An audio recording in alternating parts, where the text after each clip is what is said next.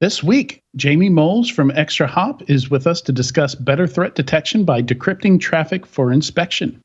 Then, in the enterprise security news, Devo, Dragos, Cato Networks, and Aura have all announced $200 million or larger funding rounds.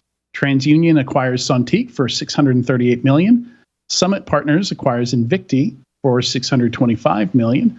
Privacy engineering startup Piano, PPE, it's PII, it's a joke. PII plus Piano. Emerges from stealth mode. Will cybersecurity funding top $20 billion in 2021? New U.S. spyware export rules. A Silicon Valley entrepreneur wants to scan your eyes. All that, and don't forget to stick around for the squirrel story on this episode of Enterprise Security Weekly.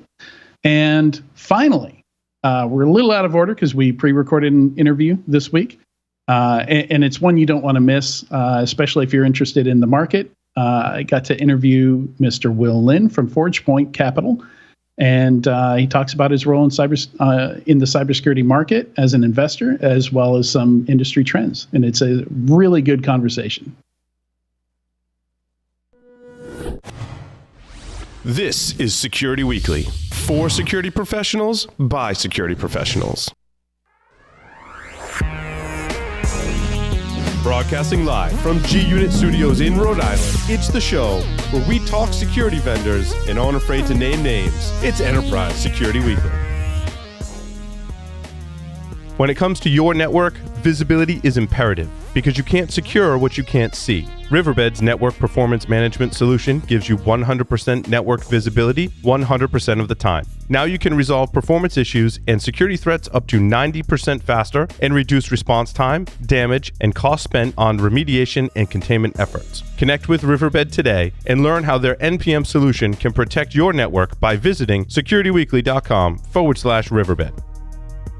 Whether your biggest cybersecurity concern is ransomware, unprotected network devices, zero trust success, or auditing your supply chains, firmware security is critical. Eclypsium's enterprise firmware security platform helps you identify devices and their firmware, verify the integrity of firmware wherever it's used, and fortify firmware throughout active remediation and automated patching. Visit securityweekly.com/Eclypsium to try out Eclypsium or learn more about enterprise firmware security. Welcome to Enterprise Security Weekly, and happy National Chocolate Day. This is episode 248, recorded on Wednesday, October 28th, 2021. I'm your host, Adrian Sanabria, and joining me today is Tyler Shields. Hello, Tyler. Hello, Adrian. As always, and happy Chocolate Day to you, too, although I don't like chocolate. I'm more of a sugar guy. Oh, interesting.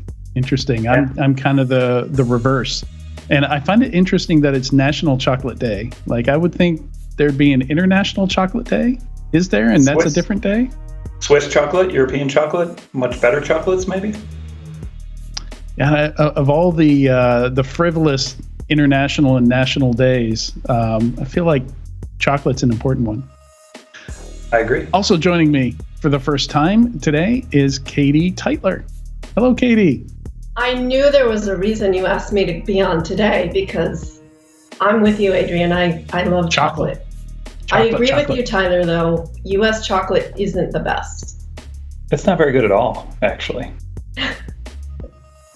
Yeah, so I've been to Switzerland and went to the grocery store, brought home a whole bunch of chocolate. Yeah, and they did not disappoint. They had an entire aisle just dedicated to different kinds of chocolate. It was wonderful.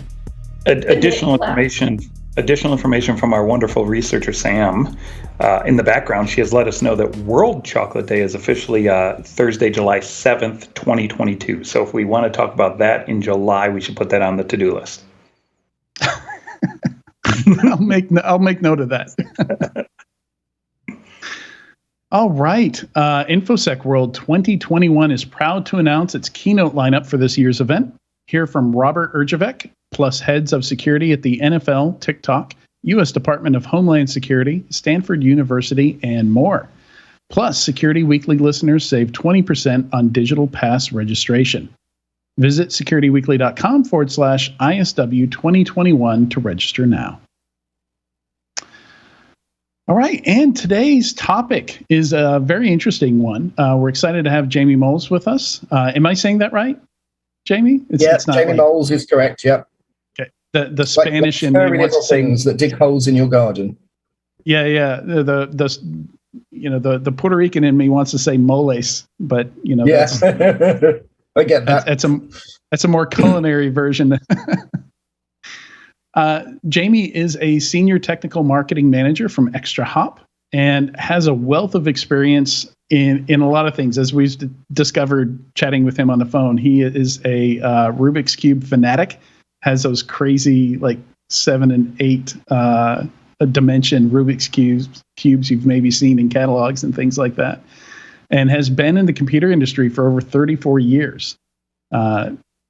Not going to go into all the details. I think you've covered a lot of ground there, have a lot of really interesting knowledge. And I think it's a really interesting topic we have today, talking about, the ability to catch more threats basically by decrypting data, and there's a lot to talk about there. But first off, all the time you spent in the industry, maybe tell us what are some highlights, or how did you get into security? Because it sounds like you were in IT before you moved over.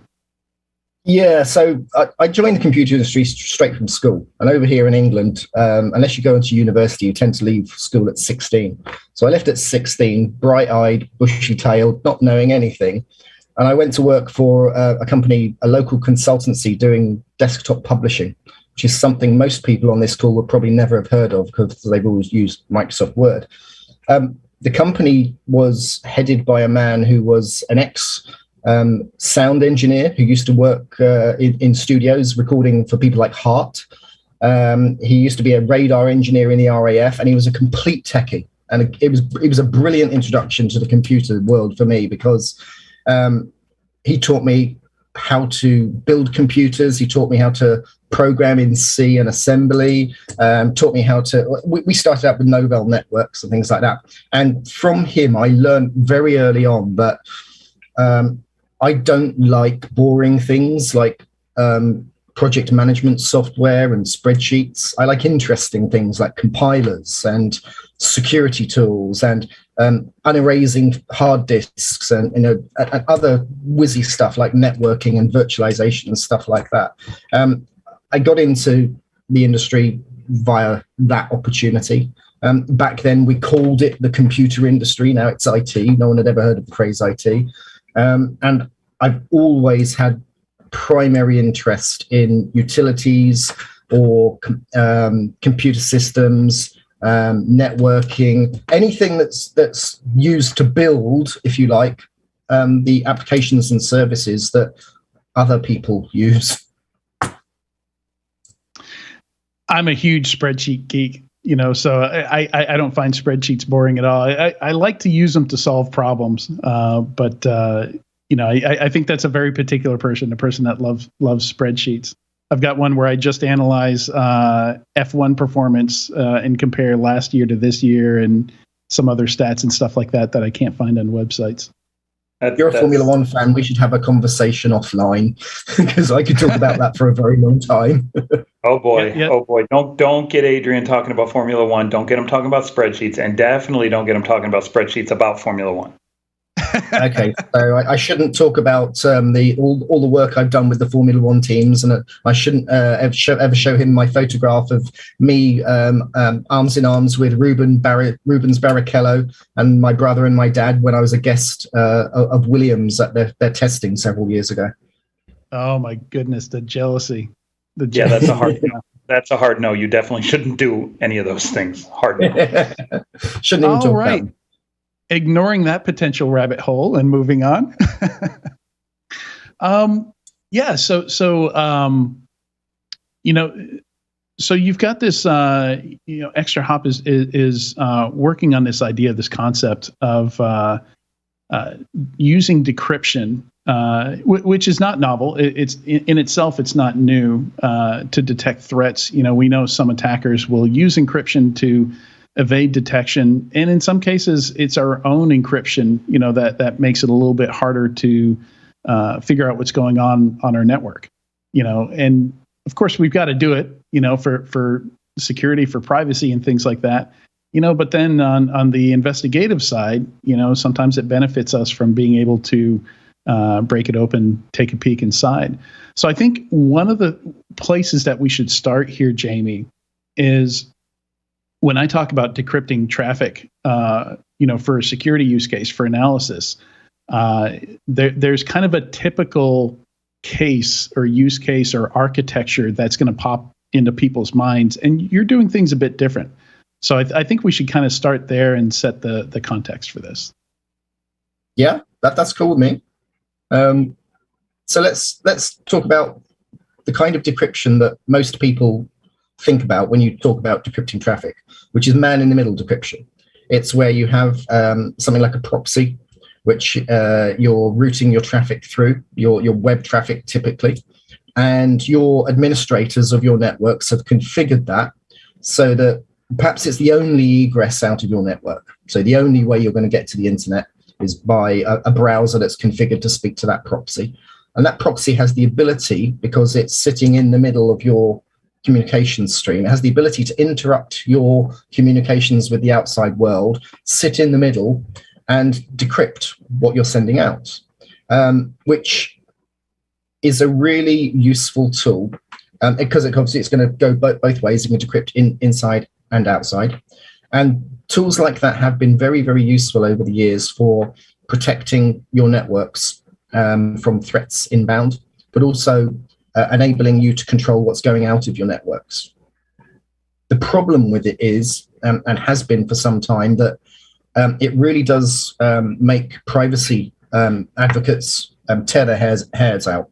Because if I'm intercepting all of the traffic that's going through the system, and I can see even the traffic that's being encrypted, there's a risk that I'm going to see things that I shouldn't do. Now, admittedly, most enterprise organizations using systems like this will set their systems up to not do that. The obvious case that people are worried about is if my company's decrypting my internet traffic and I access my online banking, can they access my online banking and intercept it or see things that they shouldn't do? Which is a very straightforward privacy breach if they do that. And of course, most enterprises, if they're good and reasonable, will configure whitelists on their systems to not decrypt that kind of traffic. But you can't know everything. And you can't know everything that users are going to put through. And there is always a risk with man-in-the-middle decryption that you're going to decrypt something that could put you at risk of breaching some of the data security standards like GDPR, PCI DSS, etc., that you shouldn't be. And that is what most people are aware of or think about first when you talk about decryption of traffic. Decrypting things that are going through the perimeter, going out to the internet, and decrypting typical web and FTP and sometimes email type traffic. What we're doing, so did you? Yeah. Well, you were probably going to go right there, but I was going to say, that was kind of the next bit of context that I think is important here. Is again, people are going to automatically think, okay, you're breaking TLS. You're inspecting north-south TLS stuff going, off to the internet somewhere. Exactly, and of course, the TLS standard itself doesn't let you do that anymore. So if you're implementing TLS 1.3 in your environment, that standard was specifically designed to prevent man-in-the-middle of traffic. So that's kind of an issue for anybody who's using that kind of interception anyway. At ExtraHop, we have a different view on how you should look at traffic. So the first thing is, when we deploy a decryption capability to our customers, we are passive and out of band. So we're not in the flow of traffic. This has a number of advantages. The first thing is, obviously, not being in the flow means that you aren't introducing any latency or slowing down traffic or anything like that. But by being out of band and passively analyzing packets that go through the system, you're actually capturing packets in an encrypted form. Now, how you can then decrypt that very much depends on the type of encryption used on the traffic going through.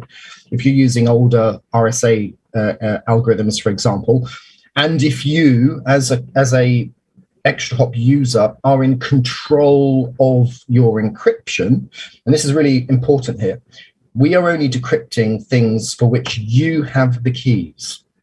And that's really important when you consider privacy implications. So if you are in control of your own PKI infrastructure, let's say you're running a Microsoft network, you have Exchange, you have SQL, you have domain controllers and things like that, and you've deployed it in a secure manner, you have control of the digital certificates that will allow for the decryption of that traffic. You can forward a copy of it onto our appliances, and they will decrypt that traffic for you, unless it's TLS 1.3. Because with TLS 1.3, obviously, for those who aren't completely aware on this podcast, with TLS 1.3, the encryption keys are what we call ephemeral. They are negotiated at the time a conversation starts, and they change. Every time a new conversation starts, it's a new key. So having a digital certificate with private keys in it doesn't help you because they aren't relevant to the conversation. So you have to have a mechanism to capture those keys. And so long as it's on your own infrastructure, we provide that. So we have what we call a PFS forwarder.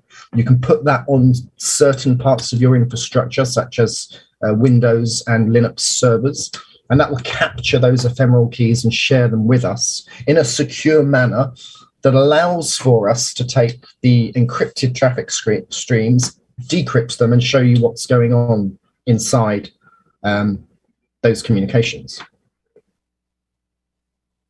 Yeah, I think another important point here is that you're not wholesale decrypting everything. It sounds like you do let the customer kind of pick and choose what they want to decrypt, because even if you're not in line, it's still a very touchy subject when you're decrypting stuff. Certain data streams, certain communications between applications, you get in trouble with regulations and things like that if you start peering into that data. Yeah, absolutely. So I call this strategic decryption. And what we mean by that is you are only decrypting that for which you have the keys already. So you're only decrypting things that you're encrypting, which means quite literally that if I do have a user in my network who's accessing their online banking, I can't possibly decrypt that. I'm not in line, I'm not man in the middle, and I don't have the keys from the banking application to be able to see that traffic. So by using this method of decrypting traffic, you're preserving privacy whilst still enabling your organization to look at the traffic it generates in order to look for risk and look for threats within that traffic. And decrypting traffic that you have control over inside your own private networks, not public networks, not open networks, is a perfectly legitimate thing to do. There are a number of privacy standards and data security standards like PCI, like HIPAA, like GDPR, that mandate that if you are sending traffic over open public networks, you must encrypt it. And you need to use secure standards and strong encryption and strong security protocols to protect that data. It might contain PII, it might contain PAN numbers and things like that. However, none of these data security standards mandate that you have to do that over your own internal private networks. Now, we're doing that. Most organizations are encrypting traffic over their own private networks because it's simpler to do it. If you're starting at the endpoints or the servers and you're sending things out via the internet, that's where you're going to be encrypting everything from anyway. So you have that level of coverage, but there's nothing in any of these standards that says you cannot re-decrypt traffic that you are encrypting with keys that you have generated and that you own yourself. What does this mean practically? Well, it means that as long as you're out of band and you're not interfering with the traffic anyway, you're looking at a copy of the traffic, you can decrypt that copy without touching the original traffic going through your systems, without interfering with the user's privacy or their their operations in any way, shape, or form. And if you decrypt that traffic for which you have the keys, and there are numerous types of traffic you can look at. There's obviously TLS type traffic, and now TLS for PFS or TLS 1.3, but you can also look at, nowadays, we can look at some of the Microsoft protocols that are on the inside, the east-west corridor of your system, like Kerberos, NTLM, MSRPC, WinRM, LDAP, and SMB, which the latest standard SMB is version 3 as well. And if you can safely and within a reasonable scope and within agreed plans with your own GRC teams and things like that, decrypt that traffic for the express purpose of looking for threats that are targeting your business, and with the agreement that, you can, if you don't find threats, you can throw away the packets afterwards or whatever, then it should be an entirely reasonable position to take that this traffic could hide risk. And I want to reveal that risk and deal with it if it comes up. So it's interesting because you were talking about the encryption, decryption in terms of key management, but we know that so many organizations are just bad at key management. It's kind of a crypto mess out there.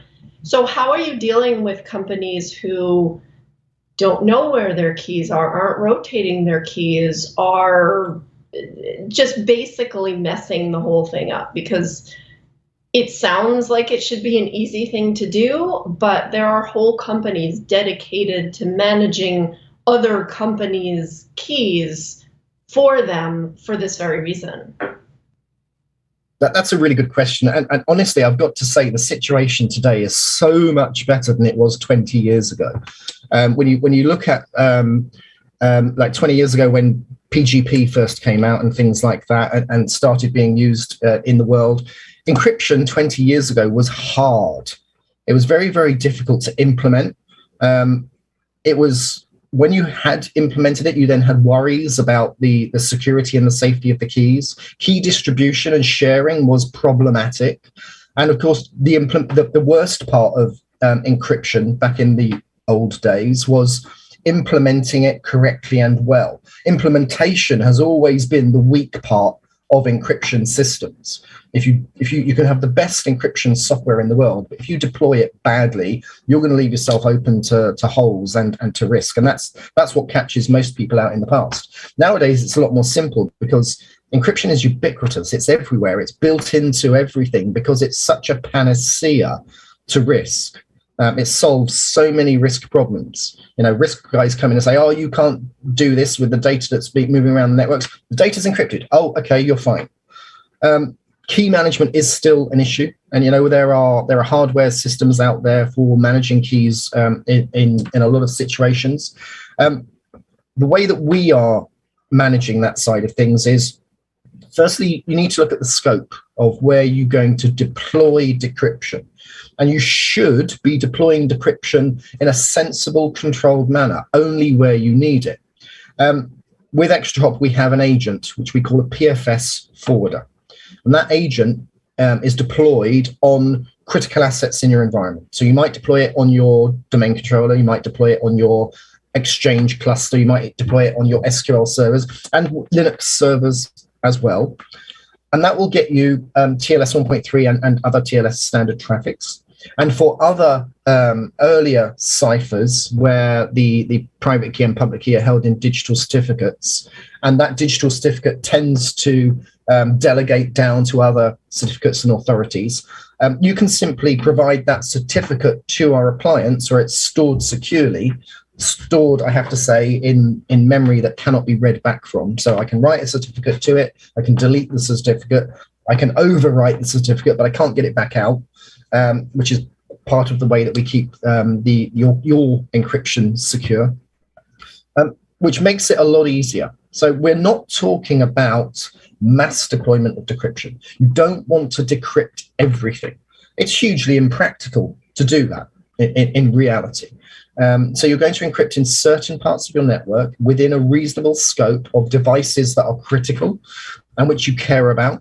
And you're going to get the keys from digital certs or from a very small agent which we can deploy on your core infrastructure servers. So I have a question, a follow-on question for you. So even if we can properly manage encryption keys and we can decrypt in appropriate locations and all of those things that you just mentioned, your system then actually goes in and understands the protocols enough to look for anomalies, correct? Correct. So what happens if I were to create a rootkit or an exfiltration technique that uses like DNS entries to blast data out? Are you able to detect kind of those network layer, very unique protocols that might be doing data exfiltrations in an anomalous way? Yeah, absolutely. So at ExtraHop, we use what we call full spectrum detection. And I'll explain what I mean by that. Full spectrum detection allows us to use a number of different detection technologies. And I'll be completely open with, we're not precious about what technology we use. It's very often the case that security vendors say, oh, we're doing lots of machine learning, or we're doing this, that, and the other. At ExtraHop, we used detection technologies that are appropriate to the use case. So we're using machine learning, and we have a number of different methods and models that we use in machine learning, but we're also using signatures because sometimes signatures are just more appropriate. As an example, if I saw someone attacking my web server with the Drupal-geddon exploit, I can pick that up instantly with a signature. Why would I use something like behavioral analytics or machine learning, which would take longer? It's not appropriate. We use behavioral analytics as well. That has a very useful place in examining network traffic. And to get back to your point about looking at interesting traffic that's new and not been seen before, that's where signatures are going to fall down, obviously. Signatures work where you have something that someone's already detected before and created an IOC or a byte string that you can look for, and that will detect very, very quickly. Machine learning, for which we have a number of models, as I've suggested, is a really nice capability. But the thing to remember about machine learning is basically what it's doing is it's looking at new inbound data and comparing it with data it's already seen before in the past. And the purpose of machine learning is to say, have I seen this before? Is it good? Is it bad? Is it ugly? And the idea is to find anomalies in traffic. Now, if I'm looking at all of the traffic in your enterprise that you're decrypting and that you're providing me a copy with via a span or a tap, we at ExtraHop, we look at over 70 protocols in the east-west channel. So we're not limited in some of the older IDS terms by looking at only perimeter traffic, where you might only look at 10 to 20 protocols. We look at all of those protocols. We look from layer 2 all the way up to layer 7. So because we're doing decryption, we can look at layer 7 payloads, which is fantastic. And we can look at protocols like DNS. It's very common today to see tunneling over DNS and plain tunneling over UDP, not necessarily over DNS itself, and TCP. And the interesting thing about some of the detection capabilities that we have is that our analysts have spent a lot of time looking at vast amounts of traffic and looking for things that are normal to an enterprise. And we put a little bit of security domain expertise into that as well. So we have unsupervised and supervised models. And we've done some diving into deep learning as well. Obviously, the supervised models know a bit about security domain stuff. The unsupervised models look at traffic and tell you interesting things about it. So if we have a new type of exfiltration using TCP or UDP, using ports that are not normal, what we're going to see is this workstation, who doesn't normally do this, has all of a sudden started communicating with a machine in the outside world over a protocol that we don't know about. And it's going to send a certain amount of bytes out, and it might do that on a repetitive basis, and there might be some on the way back in. But generally, the pattern of the traffic flow is going to look unusual. It's going to look out of character for that machine. Now, we use two primary models in this space for looking at things like this. So we use what we call predictive analysis, and we use peer group analysis. with predictive analysis, which is frankly a machine learning model that most security companies will be using. It works on the basis of, if I know what you did yesterday and the day before and the day before that, I should, with a reasonable degree of certainty, be able to predict what you're going to do tomorrow. And obviously, the more time I've had watching you, the more likelihood that my predictions are going to be accurate. So when you do something out of character, that's an anomaly. And that's interesting. And that's going to get our detection systems fired up to take a look at that traffic and say, that DNS traffic is something we've never seen before. This looks interesting. Let's look at the packets. Let's see if there's anything in the DNS traffic that we can pull out that looks like a payload, or perhaps we can take the destination address and compare it with threat intel and draw on other sources of information to come and say that there's an interesting thing happening here. Let's bring it to the attention of a human being. But it's not just predictive analysis we use. Like I said, we use peer group analysis. And with peer group analysis, what you're doing is you're taking arbitrary groups of machines that act in a similar manner to each other. And you don't care about the job function of the person running the machine. You don't care about the geography or what floor in the building the machine is on. All you care about is they act very, very similar to each other. So you might say that a whole bunch of people in finance do very similar things day in, day out. They, access their email, they access spreadsheets, they access various file shares. If a machine within that arbitrary group sticks its head above the parapet and starts behaving in a manner that's different to the rest of that arbitrary peer group, that's an anomaly.